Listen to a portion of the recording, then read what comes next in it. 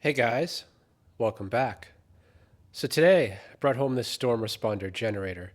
It was only $150, and there's a good reason for that. This generator stopped making power, but that's okay because I picked up recently another storm responder with a blown engine. So worst case, this will be an engine swap video, but before doing that, I want to make sure this power head is dead. So I'm going to get you set up a little bit better. We'll break out the multimeter and do a little bit of testing. Okay, got the multimeter set up in ohms. And for this test, you want to test the stator through the outlets, but before you do that, check what the resistance is of your meter. This one I know is 0.1 ohms. Some meters can be quite a bit higher, and that's important because the readings here are pretty low, and whatever reading I get, you want to subtract that number from it to find out the true reading. Now, this is a 240 volt generator, which means it has two 120 volt legs. And sometimes it's wired leg 1, leg 2. On the storm responder, I know they do it this way, leg 1, leg 2. So you can test each of the legs through the outlets, but the 240 volt one is the one I use. It's actually easier. You know you're testing the separate legs without guessing. So just look for the one with the tab, that's the ground, opposite's neutral. And then we got leg 1, leg 2. And you just want to put one of the probes in, it doesn't matter which one, into the neutral. And the other into one of the legs. And this generator should be around 0.2 or 0.3 ohms on the stator.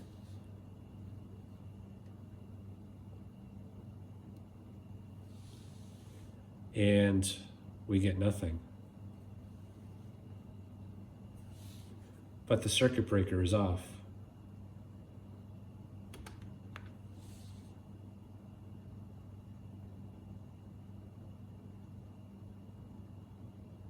So this is 0.4, 0.3. Subtract 1 from that, we're at like 0.2, 0.3. That's a good reading.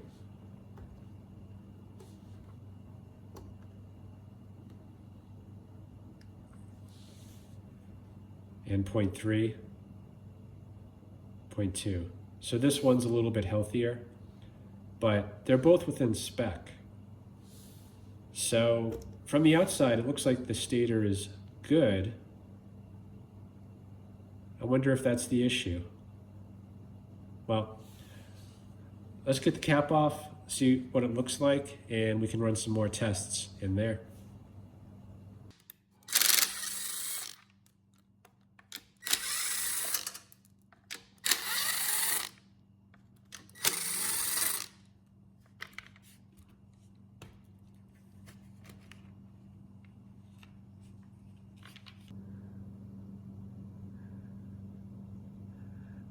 Visually, the stator looks to be in excellent condition. So, I guess the next thing I want to do is pull the brushes. That'll let me test the slip rings and the DPE winding.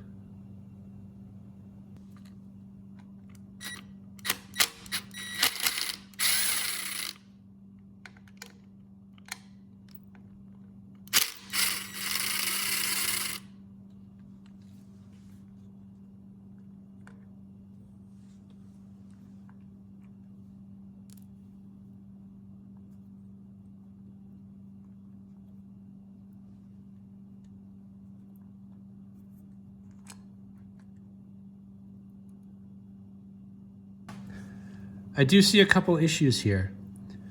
The wires usually exit in the same direction, but this one is turned the wrong way. So someone's definitely been in here. And also, this tab right here should be facing in, but it was facing out. And that's going to cause a problem because this here is a bridge rectifier. It's changing this AC voltage into DC and applying it to the rotor. But by doing it backwards, positive and negative are now reversed on the rotor. And that's not going to damage the rotor, but the residual magnetism, and actually this one has permanent magnets on it, but the way they're set up is they're expecting the rotor to power up in a certain way.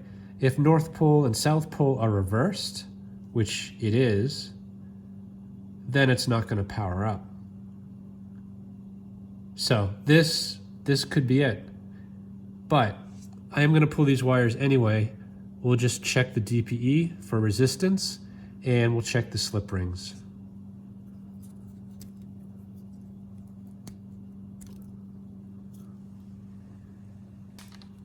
Okay, so hopefully you can see the meter. I'm just going to put one lead on each of these wires. I don't know what the reading should be on this. Usually they're around 1.5 ohms, so anywhere in that range would make me pretty happy.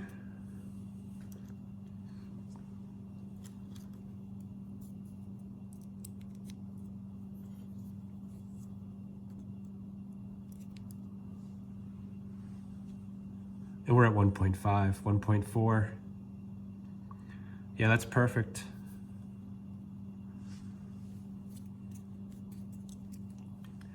And now I'm going to check the slip rings. It's around 24 ohms, I believe, for this generator. At least that's what I normally see.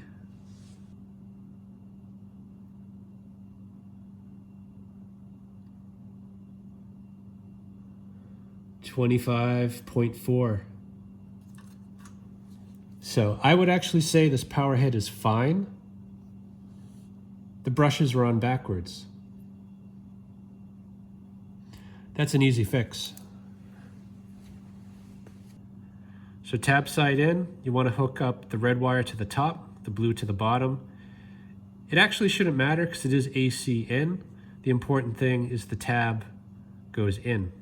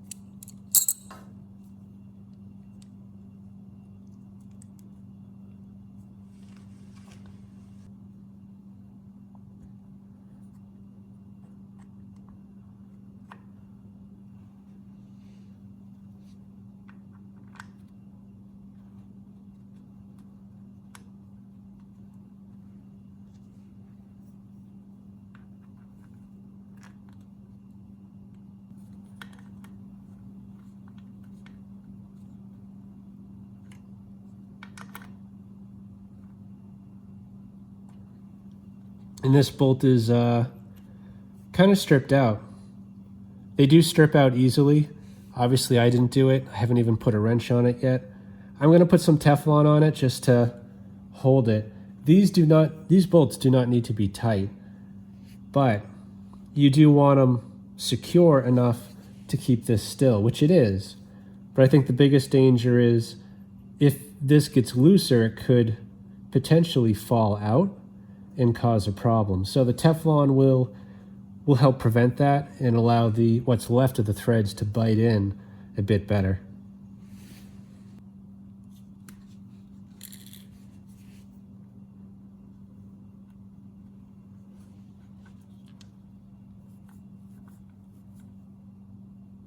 Yeah, it's much better. And that's it. I don't even use a wrench to tighten those. Brushes, again, these strip out really easily. You want to go very easy on them. Okay, I'm not sure what came first, the chicken or the egg, but that circuit breaker was off, and potentially it was switched off, or it tripped, and the previous owner, in his troubleshooting, removed the brushes and then put them back the wrong way. I'm not sure, but that did not happen on its own. And based on what I'm seeing, the way the stator looks and the way it tests, I think this will make power. So I'm going to bring this outside, start it up, and see what we get.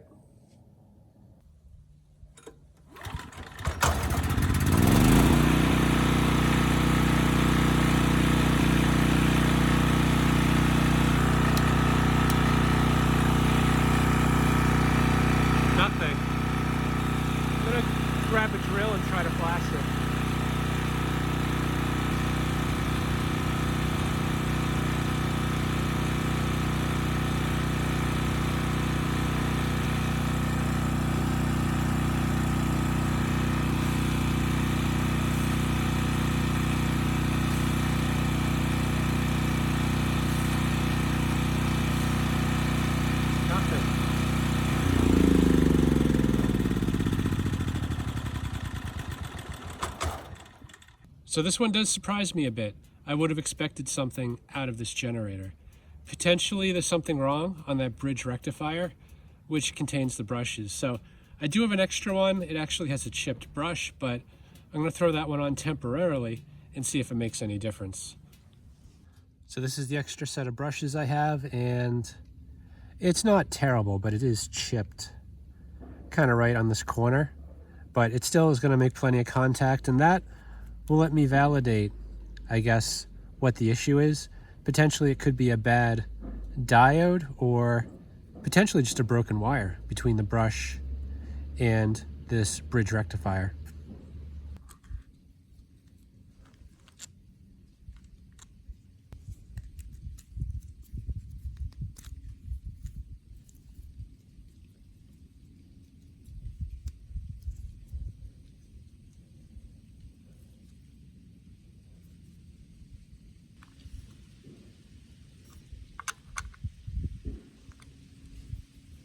Okay, let's try this again.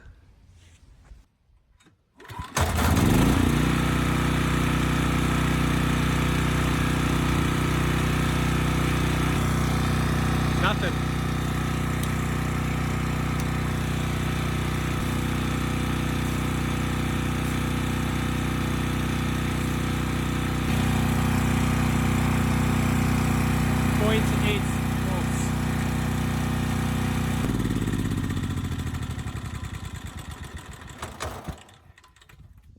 So only 0.8 volts out of the stator, which is surprising.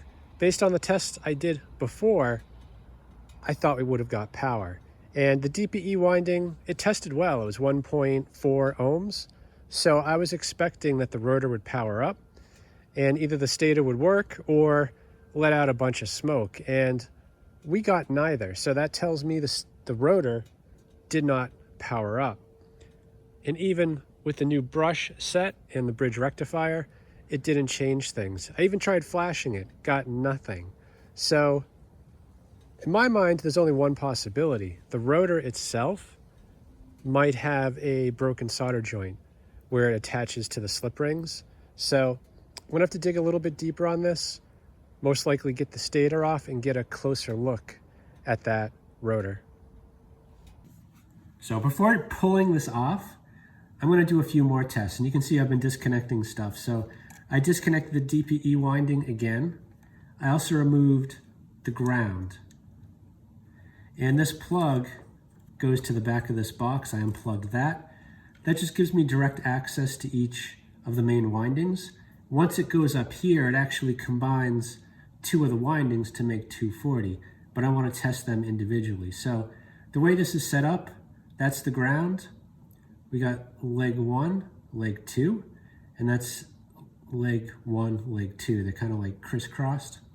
So what I want to do here is test each coil again, but test it to see if there's a connection to ground. So I'm in ohms again, and I have one lead on the DPE winding, and we'll check ground. And we get nothing. So now we'll check each of the main windings. Nothing, and nothing. So DPE winding seems good. Do the same test for leg 1. Check it to ground, and nothing.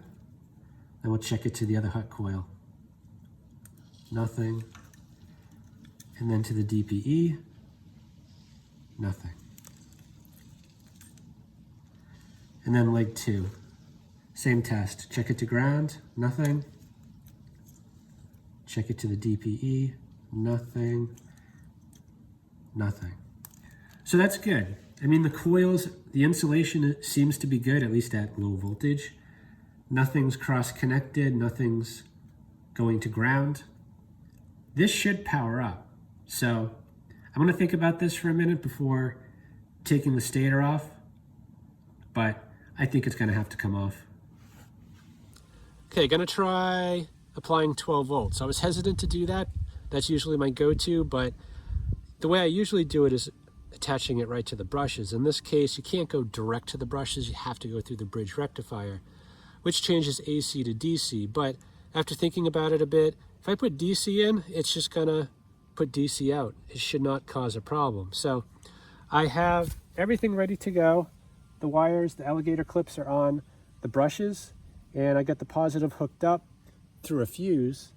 And this multimeter is hooked up to an outlet set to volts AC. This one, volts AC, connected to DPE winding. So I'm gonna power it, or start the generator, apply 12 volts, and see what we get.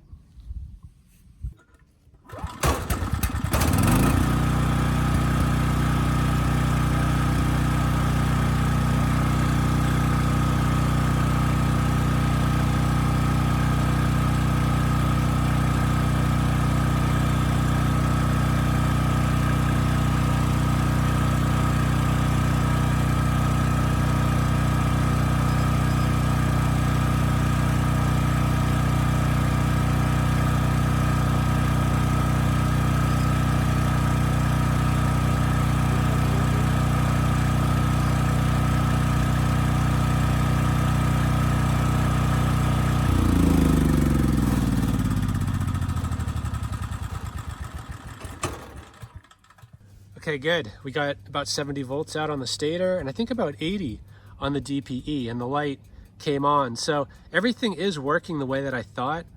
Let me reconnect the DPE to the brushes, restart it. Potentially that brought the magnetism back. Well, it definitely brought it back. Hopefully it brings the power back.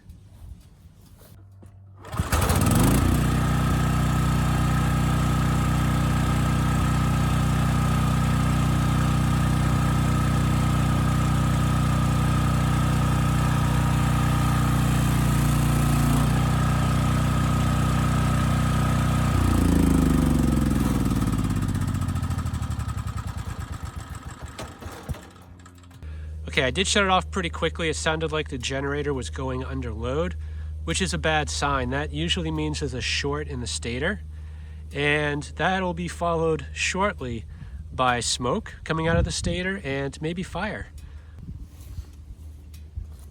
Based on all the testing with the multimeter, this power head should be good, but the testing outside tells me otherwise. This, if it was a loss of magnetism or an issue with the circuit board or brushes, what I did should have brought it back, and it's not making power on its own. And at one point it went under load, and that's a sign of a short within the stator. So I'm ready to call it on this power head.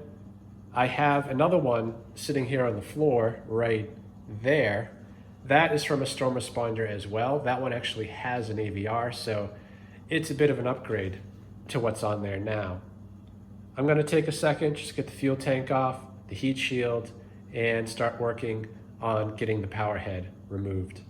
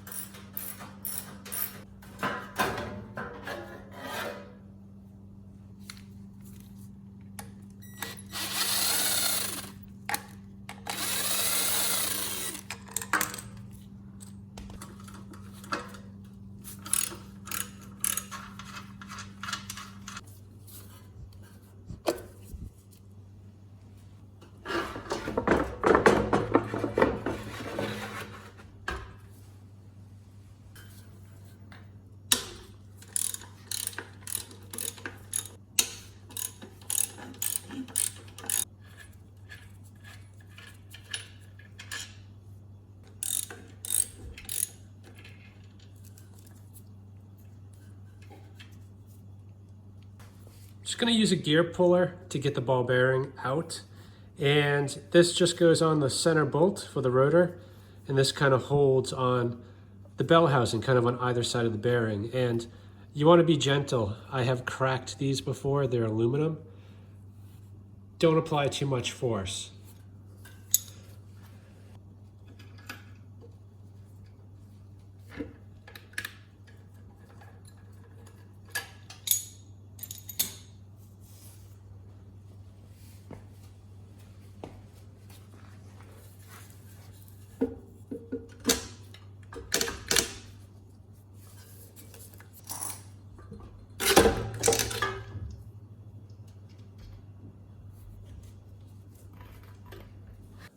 This rotor doesn't have threads on it, so I need to lock the engine up, put some threads on it, and then I can torque down on a rod to pop this off.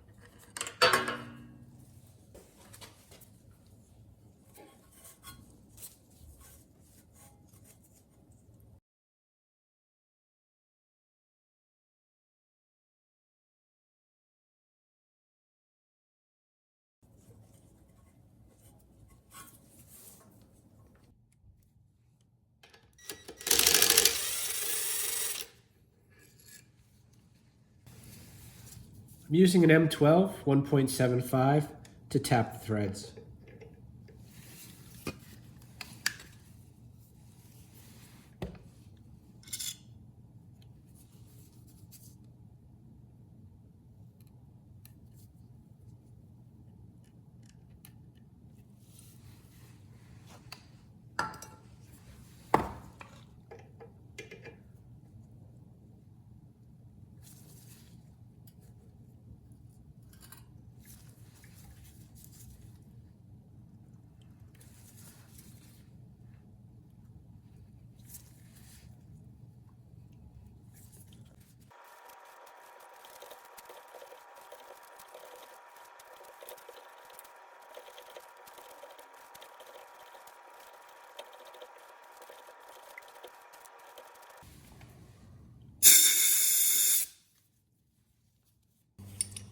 Okay, ready to give this a try.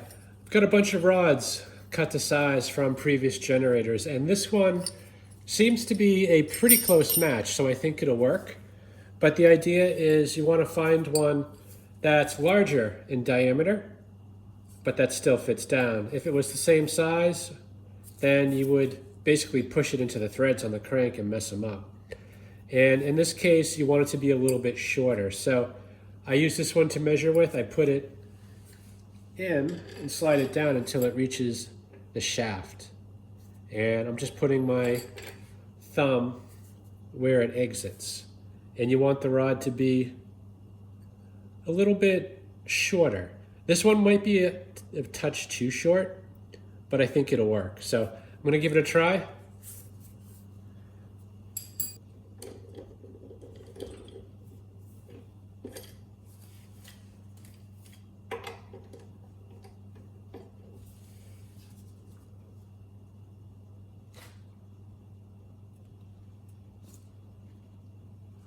Wow. This one's not letting go.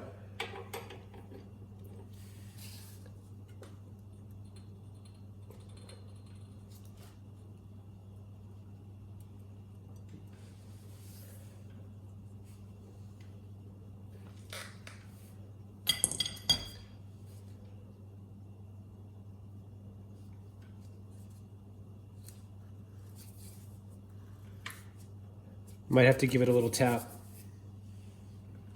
And hopefully it doesn't pop off when I walk away.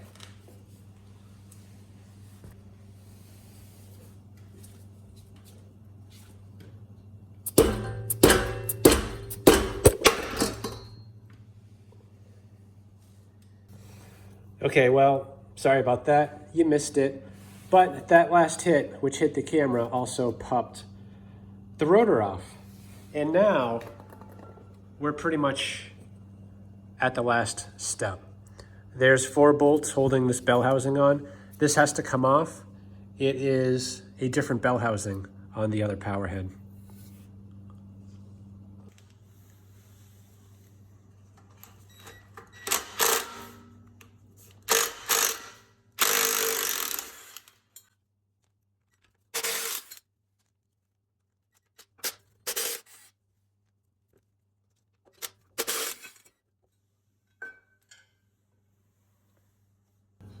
The bolts that just came out were Loctited in, but no lock nuts. And these are the ones that held the new bell housing in. And these were not Loctited, but had these lock washers. And I'm going to Loctite it anyway. You know, you don't want these loosening up, because if it comes out at all, it'll hit the fan and completely destroy your power head.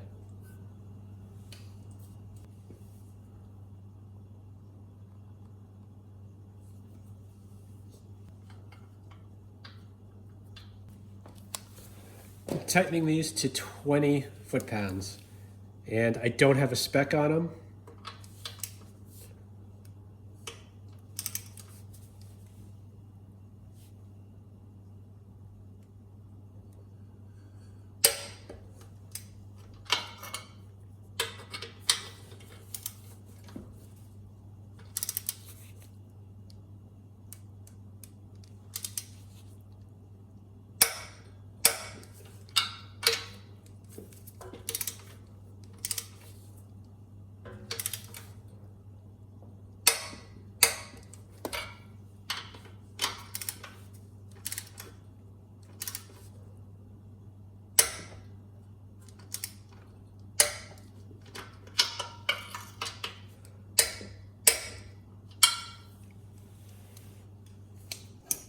And for whatever reason, this bell housing doesn't have a backing, so this plate serves that purpose, really just to keep leaves and debris and critters out of the generator head.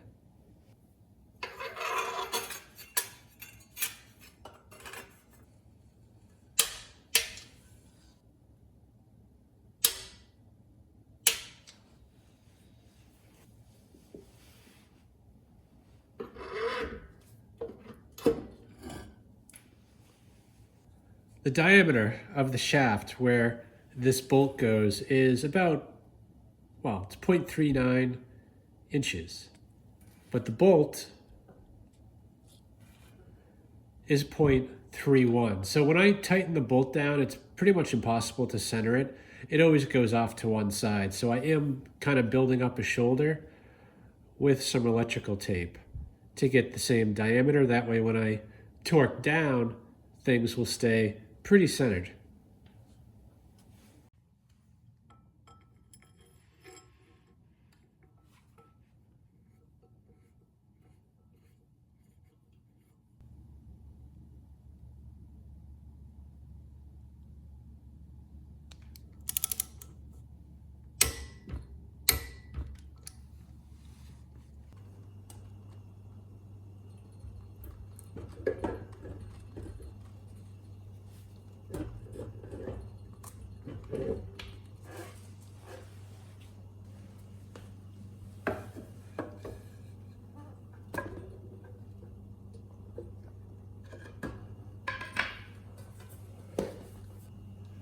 Yeah, it seems like I always run into trouble with this box.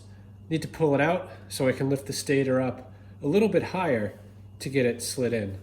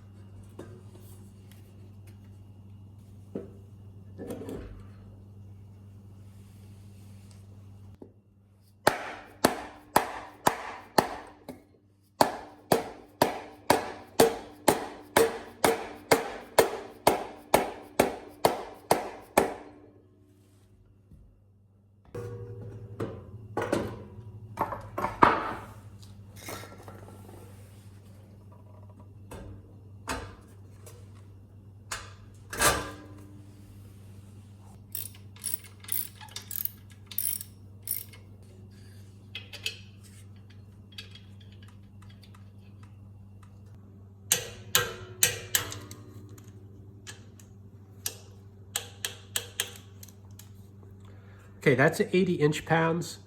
Typically these are between 80 and 120. So I'm gonna bring it up a bit more, but I don't think I'm gonna go over 100.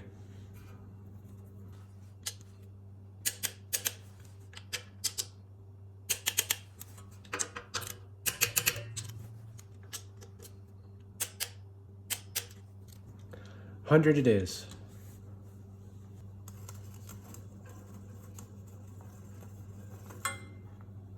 Just gonna pull the engine over a few times. I wanna make sure that the engine's not binding and that there's no scraping.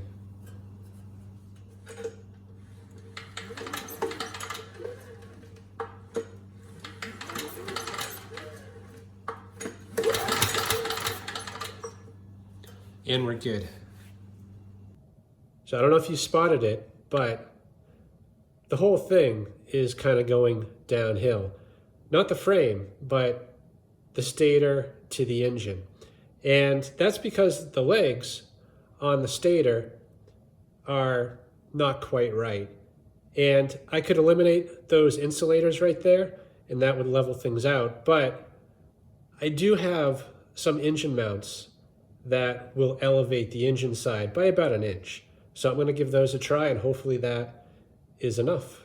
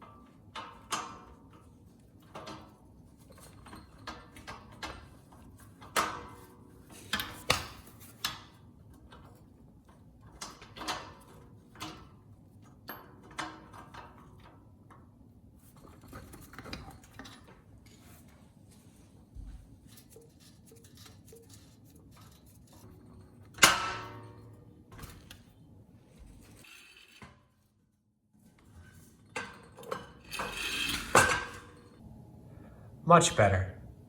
That's the way it should be. There's not much left. Just gonna add the brushes, the AVR, attach that ground wire, throw that end cap on, and the receptacle box. And then we can bring it outside.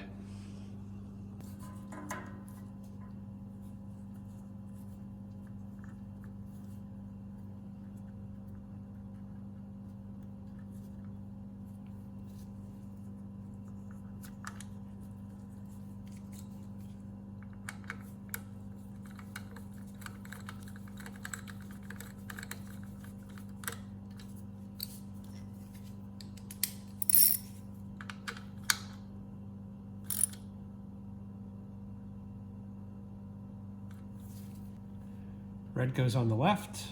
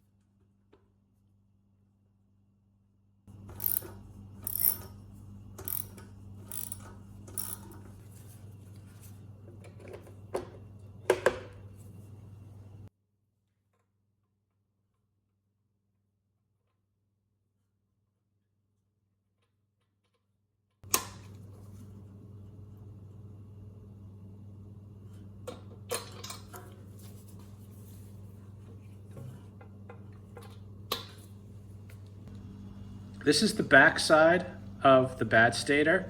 And at first glance, things look great. The copper is a good color, no burns.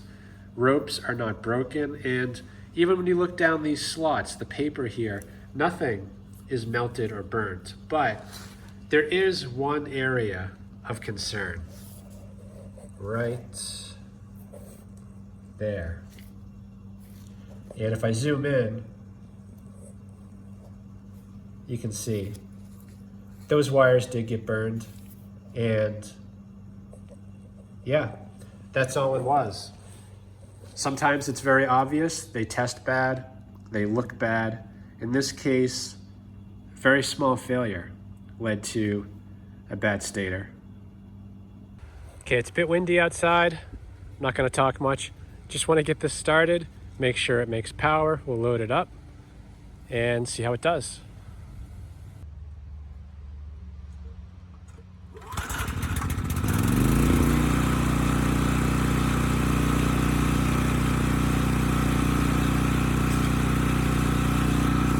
The power, 114 volts, 61.3 hertz. Not too bad.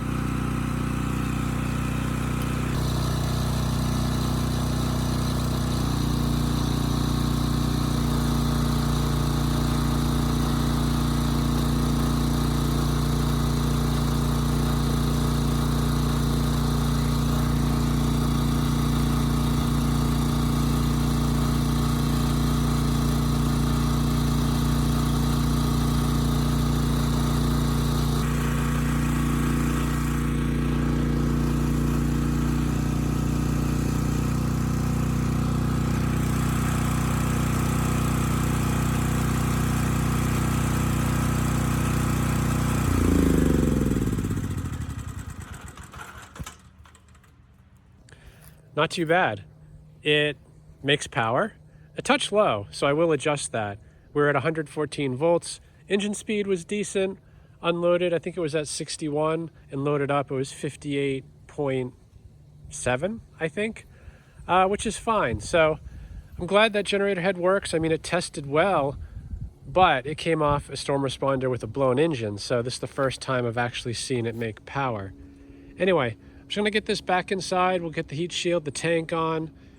We'll bring it out again, adjust that voltage, and just finish things up.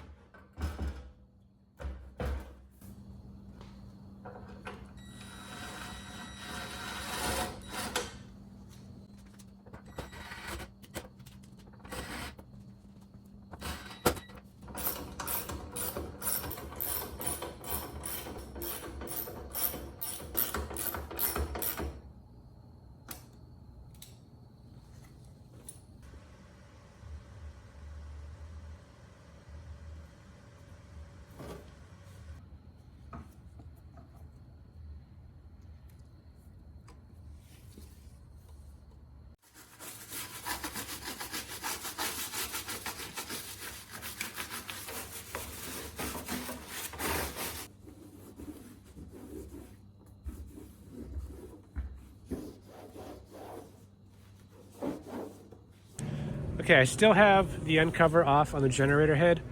I'm going to pop the AVR off, adjust the potentiometer to get that voltage to come up.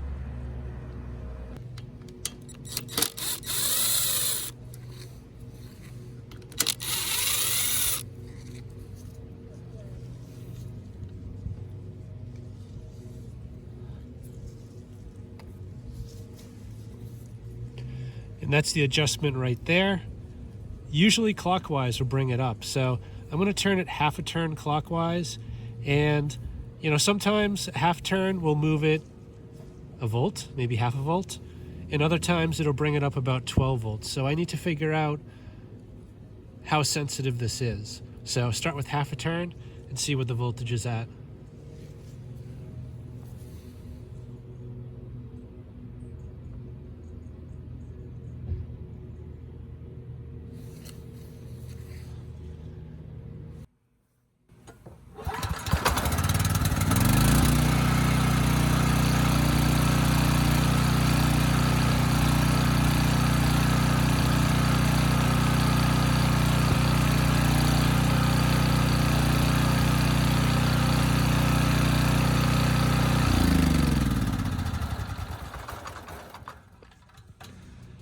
half a turn did 2 volts. So we need another full turn, and I'll probably go a touch past it. I'd rather have it around 121, 122 than the other way around.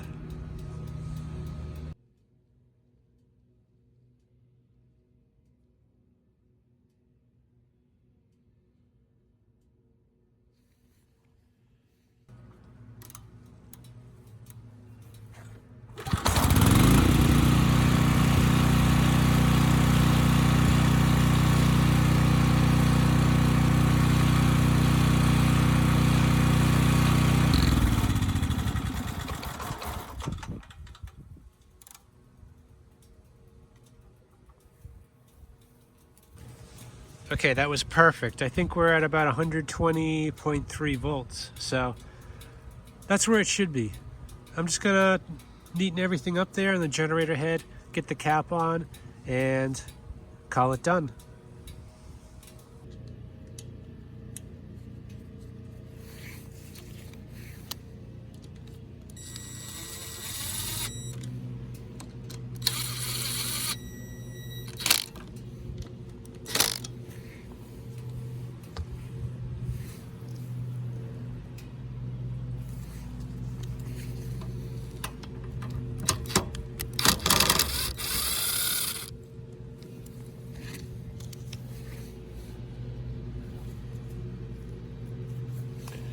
And this screw here holds the zip tie that keeps this kind of tucked away.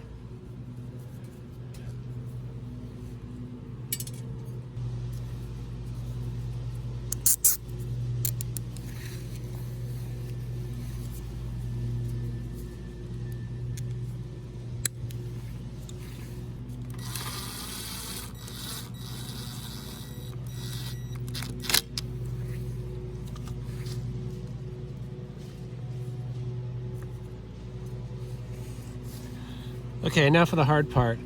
I did test the end cap. It fits, but only just. Takes a bit of doing, but it should go on.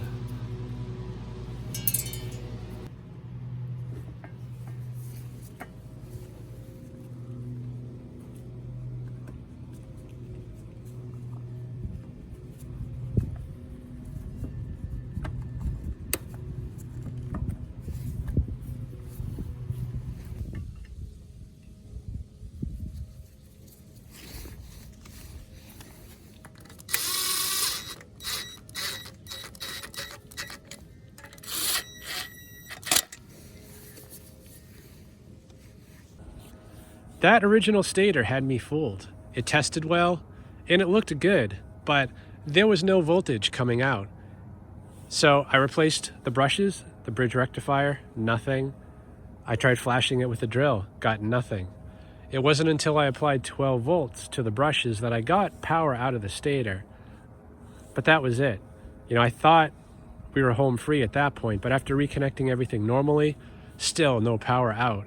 And for about a second, the engine did go under load, and that's all I needed to hear. If the engine's going under load, but there's no load applied, the stator's bad. So luckily, I had another one from a storm responder. This one's a little better because it has an AVR, and it was pretty much a direct replacement. The only modification really was just adding the shims to the engine to level things out. And now it's making power. We're at 120 volts. And this thing's pretty much done. It's doing what it should. So I hope this video helps someone. Thanks for watching. Not quite done yet. It's actually been about 7 weeks since I shot this video, and I've learned 2 things since then. First, the dark marks on the stator was actually some sort of epoxy. I found traces of it in other locations on the stator that had nothing to do with the wiring. So the stator definitely did not melt down. And more recently, I actually went to use those brushes, the ones that came with this generator, on a different machine, and they didn't work. So I tested them, and one of the diodes was bad. It was a dead short. Basically, it would have been sending AC power from the DPE winding into the rotor, completely messing up the residual magnetism. So I did swap the brushes, but what I didn't show was when that didn't work, I quickly switched back to the original set of brushes. So most of my testing was with a bad set of brushes. So long story short, I don't think the power head is bad. And actually, I'm going to have another go at it in a separate video in a couple weeks from now. So now I'm done. Thanks for watching.